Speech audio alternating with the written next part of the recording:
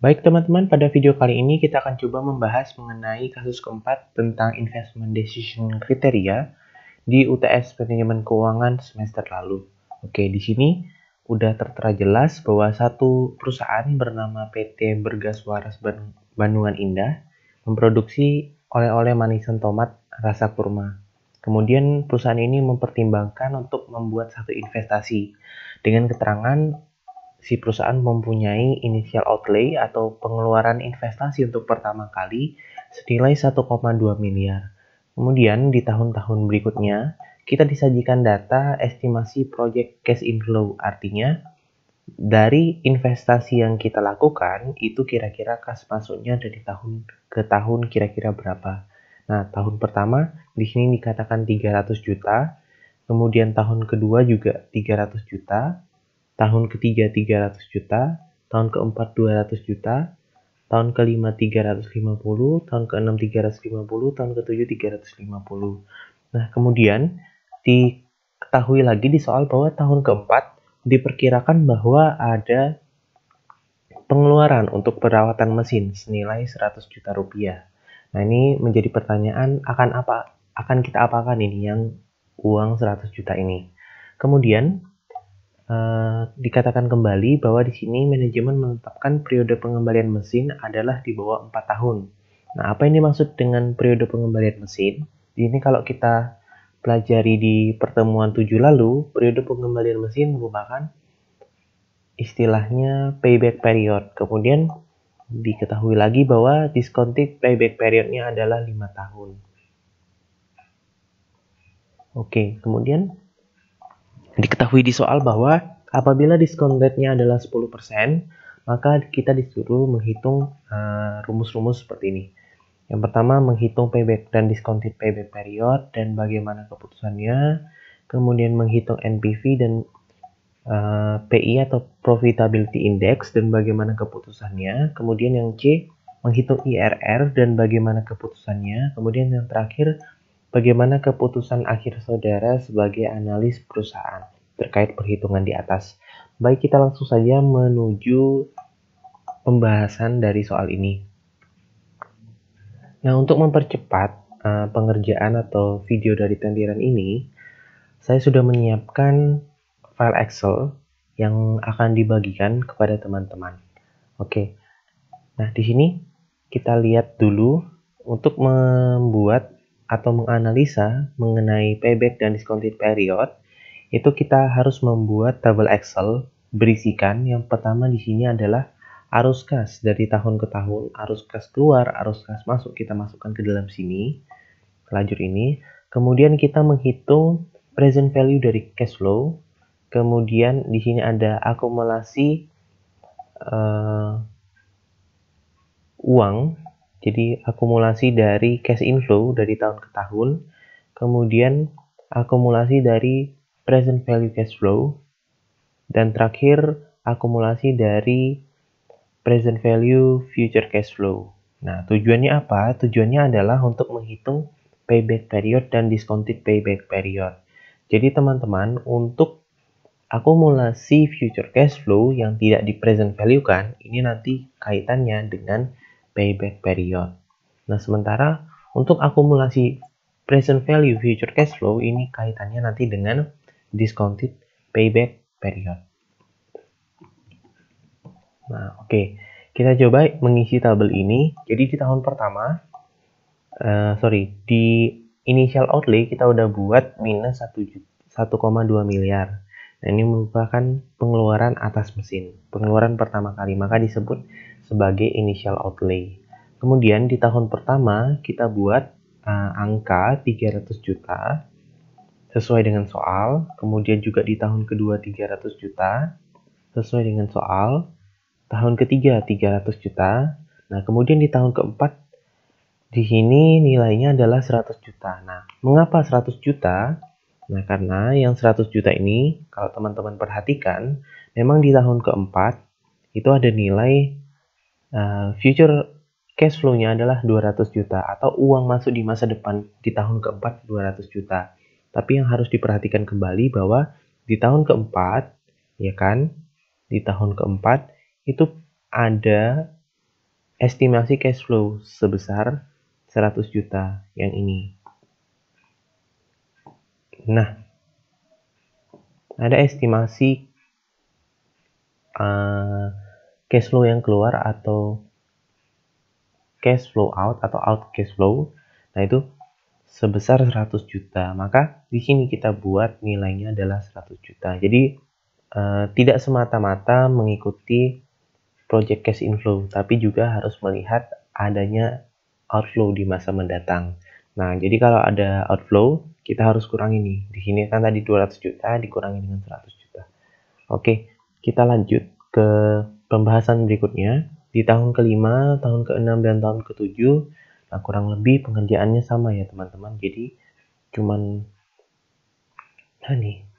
memindahkan dari estimasi project cash inflow ke dalam tabel cash inflow. Oke, kemudian kita mengisi tabel PV dari cash flow. Nah, bagaimana cara mengisinya? Nah, teman-teman ingat bahwa di sini cash flow masing-masing itu bersifat PV single. Ini PV single. Nah, kenapa kok sifatnya PV single? Kenapa tidak sifatnya PV annuity? Nah, ingat teman-teman bahwa PV annuity itu biasanya digunakan untuk pembayaran yang berulang. Contohnya apa? Contohnya kalau misalnya ada bunga. Contoh. Bunga. Nah, jadi kalau misalnya ada kasus bunga, nah itu teman-teman boleh pakai PV annuity. Nah, sebenarnya kan di sini kan 300 juta, 300 juta, 300 juta itu kan sama kan. Jadi mirip seperti bunga. Nah, kenapa kita nggak pakai PV annuity? Karena kita menghitung present value dari sebenarnya bisa pakai PV annuity untuk 300 juta, kemudian PV annuity untuk 350, nanti 350 lagi di PV kan ke tahun ke-0, kemudian 100 juta di PV single. Nah, itu boleh. Tapi karena nanti kita akan menghitung discounted payback period, nah teman-teman disarankan pakai PV single aja satu-satu. Jadi misal gini ya, di sini tahun pertama kan cash inflow-nya 300 juta.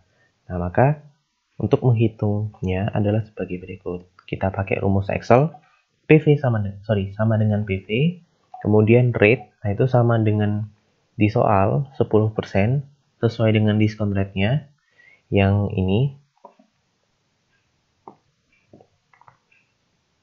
Oke, terus nah, N-nya ingat karena jaraknya adalah dari tahun 0 ke tahun 1, berarti N-nya adalah 1. Kemudian PMT-nya.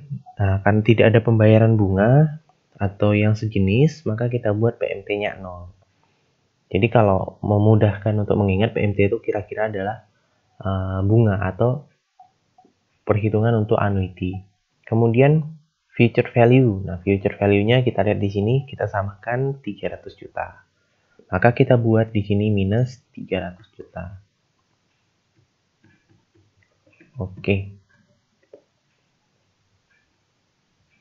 Nah, dapatlah present value dari cash flow-nya adalah 272.727.272 rupiah,73. Nah, perlakuan yang sama juga kita lakukan untuk baris-baris berikutnya. Nah, di sini kita buat PV-nya. Contoh ya yang di sini.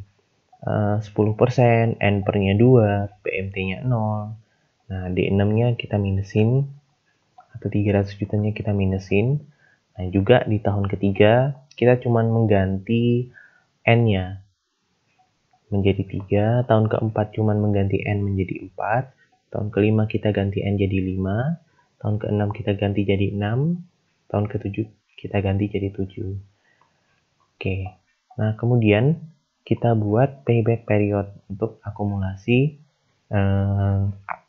future cash flow. Oke, nah intinya kalau untuk payback period itu adalah kita melihat kapan sih future cash flow kita itu sama dengan initial outlay. Kapan sih balik modal kira-kira gitu. Misalnya yang ini. Di sini kan nilainya adalah pengeluaran kita adalah 1,2 M. Nah, kapan sih 1,2 M ini bisa menjadi 1,2 M lagi di masa depan. Coba kita lihat di ini, misalnya tahun pertama 300 juta uang masuknya, berarti masih minus 900. Kenapa masih minus 900? Karena kan minus 1.200 dalam juta baru nambah 300, berarti baru minus 900. Kemudian kita lihat lagi di tahun kedua, di sini nambah 300 juta, maka kalau ditambahin 300 juta ternyata masih minus 600. Tambahin lagi di tahun ketiga 300 juta, maka 300, di sini masih minus 300. Nah, tahun keempat ingat tadi kan ada pengeluaran 100 juta. Sementara kas masuknya 200 juta, maka kita hanya boleh menambahkan 100 juta. Berapa di sini? Masih minus 200. Nah, kemudian di tahun kelima itu udah plus 350.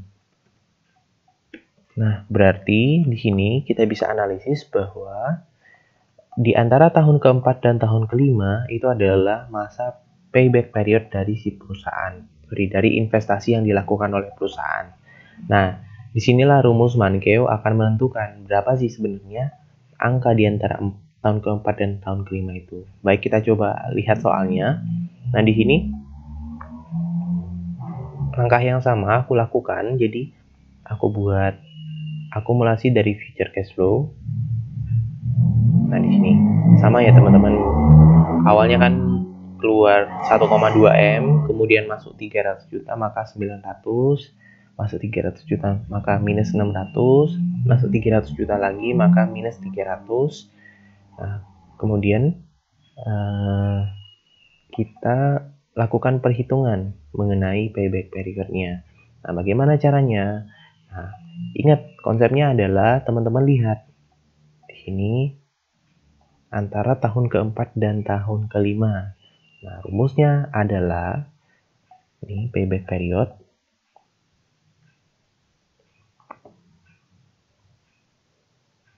Nah, payback period itu bisa dicari dengan, nah ini 4 plus, nah 4-nya dari mana? 4-nya adalah karena kan dia udah melewati tahun keempat, maka kita buat 4 plus. Kemudian 200 juta dibagi dengan D9. Nah, kenapa 200 juta? Karena tahun lalu akumulasinya adalah minus 200 juta. Nah, bagaimana caranya supaya minus 200 juta ini menjadi menjadi 0? Nah, maka kan minus 200 juta kita harus tambahin dengan 200 juta. Oke, tahu kan teman-teman dari mana hasilnya 200 juta ini? Oke. Kemudian kita bagi dengan D9. Nah, D9 ini adalah cash flow masuk di tahun kelima. Oke, maka hasilnya adalah kita lihat di sini 4,57. Nah, mungkin teman-teman bingung bagaimana kalau misalnya hasilnya tuh gini, 5. Padahal kan nggak tahun kelima ya. Nah, teman-teman bisa melakukan increase desimal. Jadi klik. Nah, dapat 4,57 tahun. 4,57 tahun, iya benar. Kemudian setelah kita menghitung payback period, kita lakukan analisis. Apakah kriteria dari payback period ini sesuai dengan yang diinginkan oleh perusahaan? Oke, kita lihat di sini payback periodnya adalah di bawah 4 tahun. Sementara payback period setelah kita lakukan perhitungan adalah 4,57 tahun. Maka argumennya apa? Argumennya adalah ditolak. Kenapa? Karena masa yang dibutuhkan oleh investasi untuk balik modal, ya kan, minus 1.200.000 sama dengan uang masuk 1.200.000 itu adalah 4,57 tahun. Sementara perusahaan pengennya di bawah 4 tahun, maka untuk uji payback period itu ditolak. Oke, langkah selanjutnya adalah kita melakukan atau mencari discounted payback period. Nah, bagaimana caranya? Kita lihat di sini. Discounted payback period, ingat, memperhatikan arus kas yang di PV-kan. Jadi PV cash flow kita akumulasi, sama caranya seperti yang dilakukan di future cash flow yang untuk menghitung payback period ini. Cuman untuk discounted payback period intinya adalah ada PV-nya, jadi PV future cash flow. Oke, kita langsung aja. Nah, di sini kan pada tahun ke-0 kita mengeluarkan uang 1,2 M. Kemudian tahun pertama kita mendapat kas 272 juta. Maka akumulasi dari future cash flow-nya adalah minus 927.272.727. Dari mana hasilnya? Nah, kita lihat di sini kan kalau teman-teman menghitung itu minus 1,2 M ditambah dengan 227.2. Nah, itu hasilnya kurang lebih 900 jutaan. Nah, di sini Excel menghitungnya 927 juta. Kemudian tahun kedua juga sama.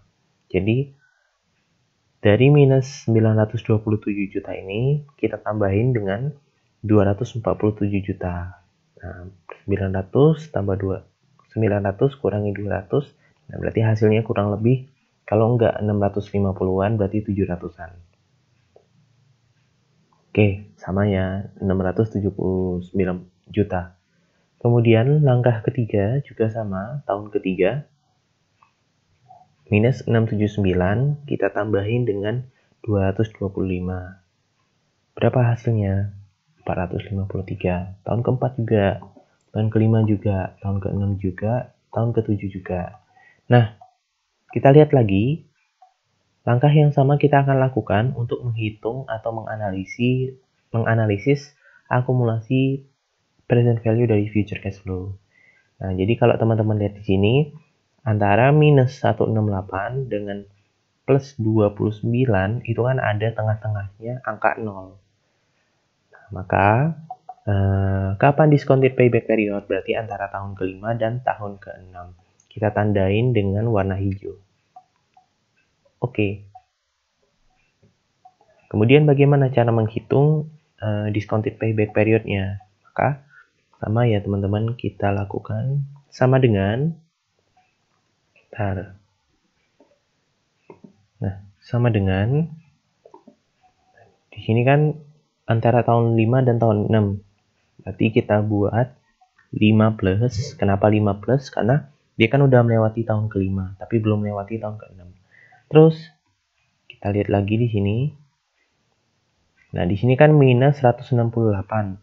Maka untuk membuatnya plus harus kita tambahin juga 168.320.594. Oke, kita bagi dengan present value dari cash flow tahun ke-5. Oke, maka berapa? Discounted payback periodnya adalah, sorry kok salah nih.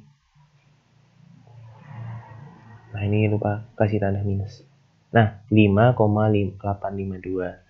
Kalau mau di itu berarti 5,85. Kita lihat di sini discounted payback period yang ditetapkan adalah 5 tahun.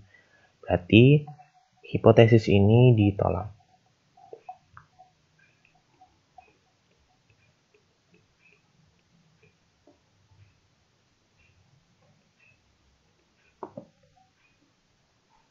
Baik, kita lanjut videonya. Nah, setelah kita menghitung discounted payback period dan payback period dan telah menentukan bagaimana keputusannya, langkah kedua kita menghitung net present value dan profitability index dan menentukan bagaimana keputusannya. Nah, bagaimana caranya menghitung net present value? Nah, inilah gunanya teman-teman kalau kita menggunakan tabel. Jadi sebenarnya bisa dilakukan sum atau penjumlahan dari present value cash flow, kemudian kita tambahin atau kita selisihin dengan 1,2 M, dapatlah berapa NPV atau net present value dari investasi bersangkutan. Atau teman-teman juga bisa lakukan seperti ini. Jadi cash flow pada tahun ke-0 minus 1.200.000, kemudian ditambah lagi dengan present value dari cash flow di tahun pertama, present value dari cash flow di tahun kedua, present value dari cash flow di tahun ketiga sampai dengan present value dari cash flow di tahun ke N. Nah, terus mungkin bingung kenapa sih rumusnya cash flow dibagi dengan 1 plus diskon rate pangkat 1. Cash flow dibagi 1 plus diskon rate pangkat 2. Nah, sebenarnya rumus yang kita pelajari di AKM ataupun pengakun itu kurang lebih sama nih. Sebenarnya kan rumusnya itu adalah 1, kemudian nanti dibagi dengan 1 plus, ada kurungnya di sini. 1 plus I. I-nya berapa? 10%. Nah, ini sama dengan diskon rate. 10%, kemudian pangkat N.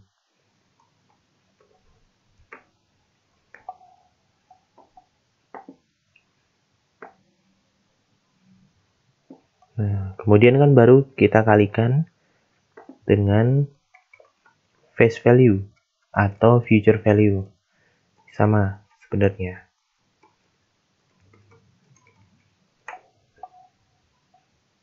Nah, cuman bedanya di sini apa? Di sini face value atau future value-nya naik ke atas. Nah, jadi face value atau future value kita bagi dengan 1 plus 10% pangkat N. Coba kita lihat di sini cash flow pada tahun pertama kan berarti kan face value atau future value pada tahun pertama kita bagi dengan 1 plus 10% pangkat 1 karena apa? Karena N-nya 1. Kemudian di sini kenapa 2? Karena N-nya 2. Nah, kurang lebih sama seperti yang kita pelajari di AKM. Kemudian bagaimana cara menghitung NPV-nya? Kalau kita sudah buat tabel sebenarnya cuman membuat ini sum dari ini penjumlahan ditambah dengan minus 1.200.000. Maka NPV-nya adalah 850.622. Atau cara kedua, teman-teman juga bisa lakukan sebagai berikut. Ntar ini dipindahin dulu. Nah, cara kedua adalah pakai rumus, pakai rumus NPV. Jadi sama dengan NPV. Kemudian ditanyakan di sini berapa rate-nya, maka rate-nya adalah 10%. Nah, terus langsung dibuat value 1 sampai dengan value 3. Kita lihat di sini. Oke. Ntar kok ada salah nih.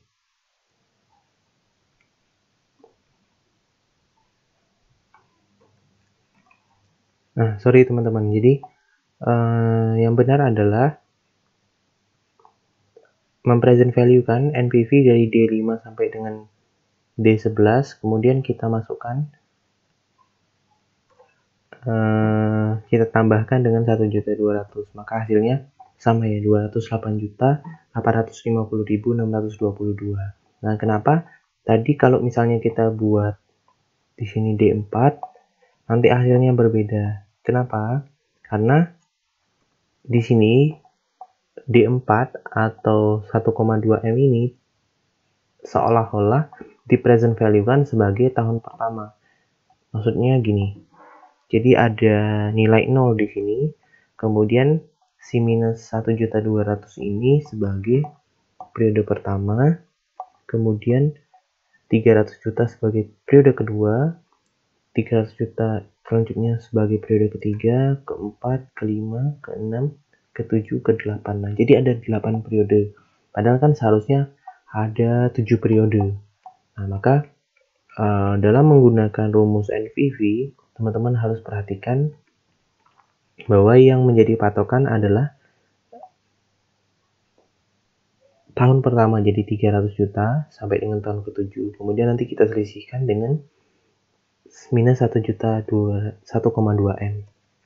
Maka didapatkan hasil yang sama, 208.850.000. Kemudian bagaimana keputusannya? Nah, keputusannya maka kalau situasinya seperti ini, berarti kan antara net present value, ini adalah net present value, kita selisihin dengan mesin, maka kan yang lebih besar adalah net present value-nya. Kenapa? Coba kita lihat di sini.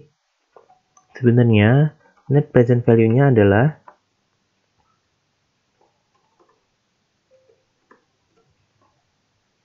nih 1,408 M. Dibandingkan dengan 1,2 M berarti kan kita ada keuntungan 208 juta. Maka untuk menganalisa ini untuk mengambil keputusan ini kita lakukan kita katakan sebagai diterima. Karena proyeknya seolah-olah menguntungkan. Nah, kemudian menghitung PI atau Profitability Index. Nah, ini menggunakan data dari NPV. Nah, berapa PV dari future cash flow? Kita lihat di sini 1,408. Dibagi dengan initial outlay berapa? Initial outlay di sini 1,2 M. Nah, karena minus, kita hilangin dulu minusnya. Jadi, kita buat tanda minus di ini. Minus kalikan minus, nanti kan plus jadinya. 1,17. Nah, maka diterima. Nah, gimana sih artinya 1,17 ini? Nah, jadi sebenarnya kalau mau menganalisis dari PI ini, kalau misalnya dia di bawah 1, berarti tidak menguntungkan. Kenapa? Karena berarti kan PV dari cash flow itu lebih kecil daripada initial outlay. Artinya uang di masa depan yang kita terima itu lebih kecil dari uang yang kita keluarkan. Coba ya, misalnya uang yang kita terima 1, uang yang dikeluarkan 2, maka kan hasilnya 0,5 atau di bawah 1. Sementara kalau misalnya uangnya lebih besar, nah kalau di sini kan 1,408 dibagi dengan 1,2 M. Nah, maka uang yang kita terima itu lebih besar daripada uang yang kita keluarkan. Maka kalau di atas 1 itu menguntungkan.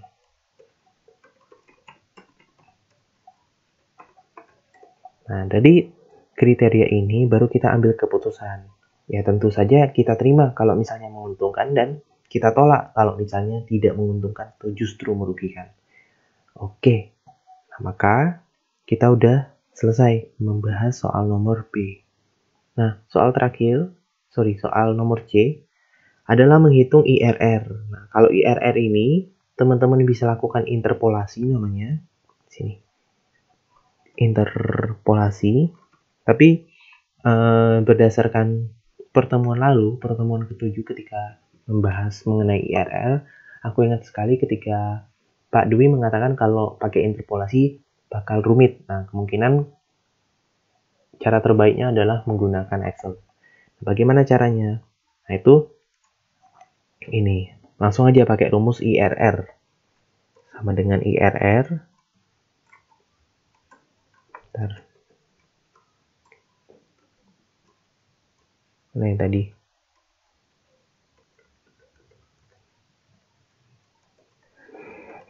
Sama dengan IRR. Nah, dari value-nya nih 1.200.000 sampai ini. Nah, dapatlah angka 14,97%. Kalau misalnya di teman-teman 0 gini kan, gimana caranya? Nah, maka kita lakukan increase desimal dulu. Nah, ternyata di sini masih 0,1497. Kita ubah dari number itu menjadi percentage. Di sini kan masih 15%. Nah, kita lakukan lagi increase desimal. Jadi 14,97%. Nah, bagaimana dengan keputusannya? Nah, keputusannya itu teman-teman bisa tadi ya. Nah, untuk keputusannya itu teman-teman bisa lihat di suplemen Brigada Sat ya. Dikatakan kalau misalnya jika IRR lebih besar dibandingkan dengan tingkat pengembalian yang diharapkan, yang poin ini, jika IRR lebih besar dibandingkan tingkat pengembalian diharapkan dan tingkat diskon yang digunakan, maka proyek dapat diambil. Nih, jika IRR lebih besar. Bentar ya. Maka proyek dapat diambil. Proyek ditolak bila sebaliknya. Maka kita lihat di sini. Di sini kan 14,9,7% itu lebih besar daripada required return atau discounted rate. Discount rate-nya 10%. Maka keputusannya kita menerima proyek ini. Nah, itulah perhitungan dari IRR. Oke, soal A kita udah bahas, soal B udah, kemudian soal C tadi udah. Terakhir adalah bagaimana keputusan akhir saudara sebagai analis perusahaan terkait hasil perhitungan di atas. Oke, nah di Mankeu itu dikatakan bahwa kalau misalnya ada perbedaan antara payback period, kemudian discounted payback period, NPV, PI, IRR, nah itu bagaimana cara menghitungnya? Tetap kita melihat adalah angka atau perhitungan dari NPV. Kenapa? Karena kalau misalnya kita melihat hanya dari payback period, maka kan investasi ini kita tolak. Nah, kalau kita tolak, berarti kita menyia-nyiakan uang 208 juta ini. Nah, itulah mengapa NPV ini harusnya menjadi acuan mutlak. Kalau misalnya di soal tidak disebut perusahaan mewajibkan harus ngikut harus ngikut payback period atau discounted payback period. Oke, nah jadi keputusan akhir saya adalah mengambil investasi ini karena menguntungkan secara perhitungan NPV yaitu sebesar 208 juta. Maka investasinya kita terima. Oke teman-teman, begitulah pembahasan dari kasus keempat, investment decision criteria. Tetap semangat dalam menjalani UTS. Sampai jumpa.